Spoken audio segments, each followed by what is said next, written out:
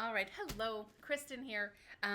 Just wanted to show you something I discovered in 2020 that I actually enjoyed. Not all of 2020 was awesome, but this was something that I really enjoyed.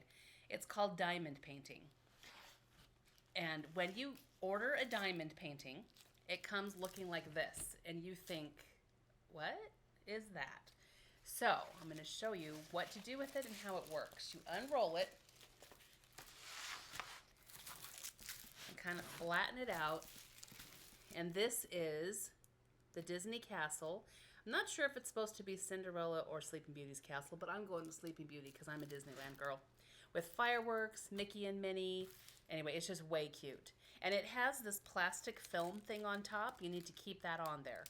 There's adhesive on the thing that holds your diamonds in place, so you want to make sure to keep that on there. So when you're working on it, you're going to peel back a little bit at a time to work on it. So this is what it basically looks like. And here on the side, you can see this is the key.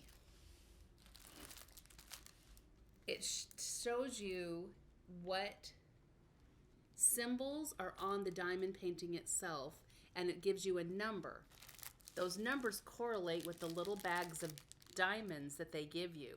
So you find which number matches the symbol, and that'll be the color that you put on the particular spot. One thing kind of nice about this one is they're grouped by color quite a bit. There's not a lot of interspersing about. That's kind of nice. That'll be fun to do. So this is the stuff that you get. They're diamonds, and then in this bag it has a little stylus thing. I'm not sure what else to call it, and the little thing to put your gems in.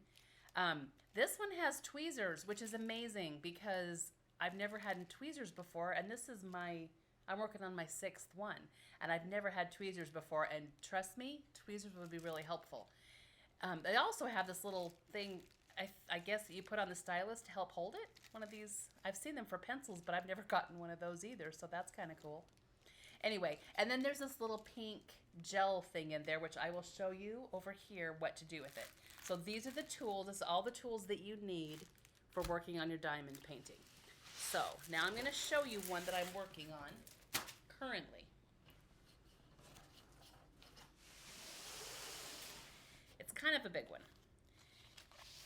Because I enjoy these, my husband, for Christmas, custom ordered me one. Custom ordered one. I had never heard of such a thing.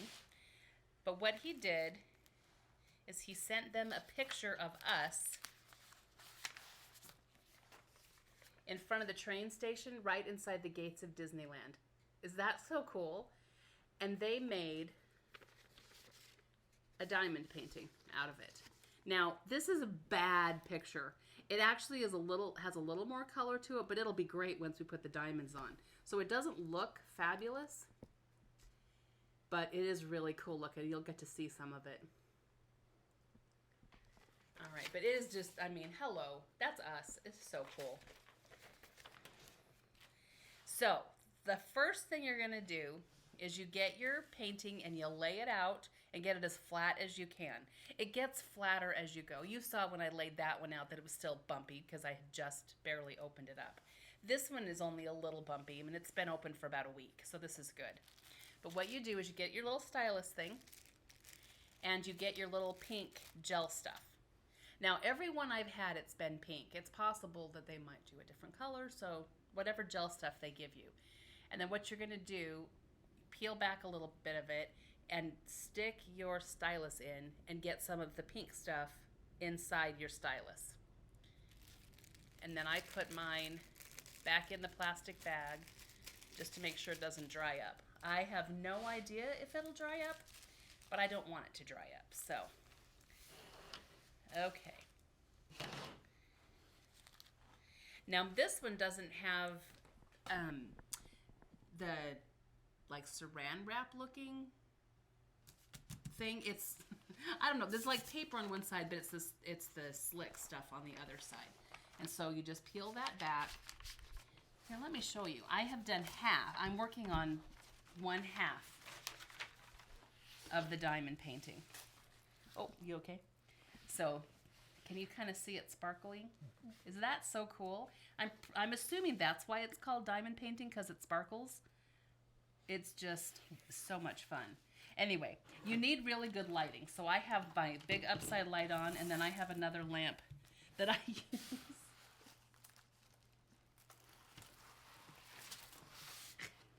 Okay. Oh, and of course my lamp is dying. Okay. So what you do is you get your stylus. I have put some of the diamonds in my little tray. Now, I don't know if you can see them, but there is a flat side and then like a bubble kind of side. And so you want to make sure that the flat side is what's going down on to the painting. So see how I stabbed that? And then I come down here. This one is the plus sign. So I look down here. All of these little blank spots that haven't got a gem in them yet are plus signs. So what I'm going to do is I'm right there. I'm going to put it in. And you just push it down real hard. And the adhesive that is on the painting will hold it in for you. You just need to push hard to make sure the adhesive takes. Do another couple of them right here. And then there's another one underneath that. So it doesn't take very long. Well, it does when you're doing a gazillion of them. But it is just kind of fun. Just make sure you press hard on them. And then you just go through, and almost all of these are the little plus sign. And then I need to go through here where there's a lot of black. There are different shades of the black. So I don't know how well you can see, but in this area, there is the plus sign. This thing is like a plant leaf looking kind of thing. So that's what I'm doing. That's going to be a different color. There are this thing here that has like two, it's like an arrow. And then there's some already there that were on like a flower. So you have to make sure that you put the right symbol onto the right thing. Otherwise you mess up your picture. So it's like paint by numbers, but with these little diamond things. So when you are finished for the evening or whatever, you want to take a break, you want to make sure that your adhesive stays adhesive. So put your paper stuff back on it to protect it, and then I just put stuff. I have a few Disney things. The unofficial Disney Parks cookbook on one end. And then I have this Geek Out Disney game that I put on the other end. And then I just put things kind of in the middle to hold it down.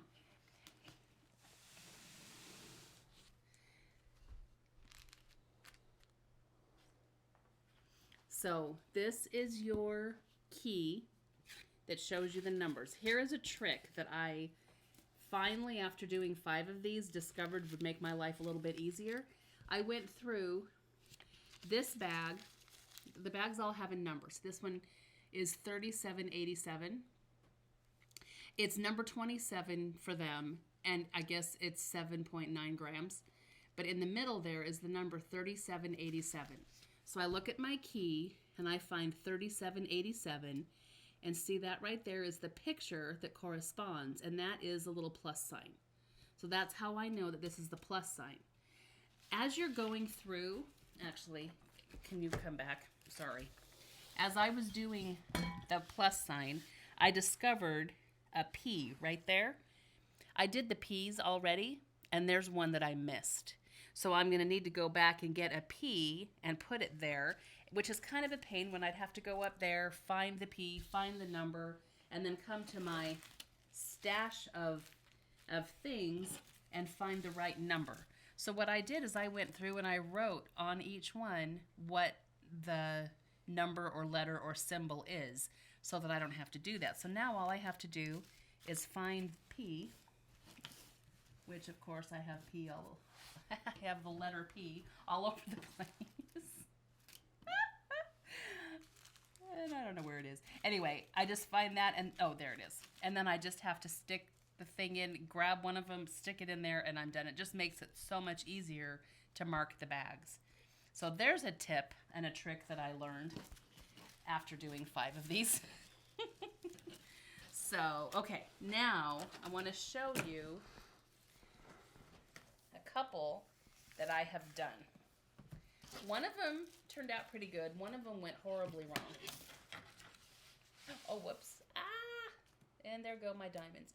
And here's another thing. Sometimes I have done what I just did and spilled some, and of course they stick a little bit to the adhesive. But I just use my fingernails to get them off. And it's not terribly hard to do, and it doesn't usually ruin things or whatever, but, you know, so you can make mistakes and fix them up. And oh my gosh, those tweezers, actually, yeah, that's true. I can use tweezers to get them off now. It'll be a little bit easier than my fingernails. Okay. So the very first one that I did was this one, which is basically the Up House. It's not official, so I think someone just did this, but it's a house that looks like the Up House with balloons. It's the Up House. So this is how it turned out. Isn't that so cute? I think that one turned out great. I love it. I think it's adorable. And when you're done, you know, you can cut this off and frame it, or put paper over it or whatever to cover it up or whatever and frame it. You can do whatever with that. The second one I did not work out very well. So, and I'm going to tell you the reasons I think. Now, this is what it's supposed to look like basically. It's Alice, and I love Alice. I love the characters from Alice in Wonderland. I don't like the book. Well, actually, I've never read the book. I don't like the movie so much. I think it's weird. But I love the characters. I love Alice. I love the Cheshire Cat. I love the Mad Hatter. Love the White Rabbit. I don't know why, because I don't care for the movie. But in here we have Tweedledee and Tweedledum over here. We have the White Rabbit. Here's the Mad Hatter. The March Hare's probably there too somewhere. Alice in the middle. Cheshire Cat up there. Queen of Hearts. White Rabbit. Oh, I already said White Rabbit. Anyway, we have all of these cool things. Look how cute that is, right? Well, from a distance, it's not awful. But when you get closer, look at this. And this is not because I messed up and put things in the wrong places. Although I'm sure there's a couple mistakes. I mean, they happen. But this was just poorly done. I honestly think that it's because maybe it is so intricate that it was just hard to do in this form. So, I don't know. I decided I better not try to do any intricate things again like that because it just went so poorly. But I'm going to show you, I think this one is my favorite. Although I haven't fit the one of us in front of the train station is probably going to have to be my favorite. But it's not finished yet. So my favorite finished one, are you ready? Is this one. Is that just the cutest? I think it's adorable. So we framed it and it's up on the wall in our Disney room, which is our new favorite room in our house. I love this. And it's fun. So I have really enjoyed this. It's kind of similar to a puzzle. I mean, it's kind of the same general feeling, although there's not a lot of questions to this. Like with a puzzle, you have to try to match, find pieces that go together, and at least here that kind of tells you totally what to do. It tells you exactly what you need to do. And I do like that. But the only thing is you can't like take it apart when you're done and do it again in 2 months or a year. But that's okay. You can hang it up on your wall and look at it sparkling forever and ever and ever, and it's fun. So anyway, I have enjoyed these a lot. If you have any questions, let me know. If you think this is something that you would enjoy doing, I recommend it. I have really liked it. After a while, though, I'm not going to know what to do with all of these diamond paintings sitting around my house. I'm going to have a whole room just of diamond paintings. But as my husband pointed out, we don't have anything on the ceilings. So there you go. Anyway, thank you so much. Happy New Year, and I hope you all have a great year, and happy Disney too.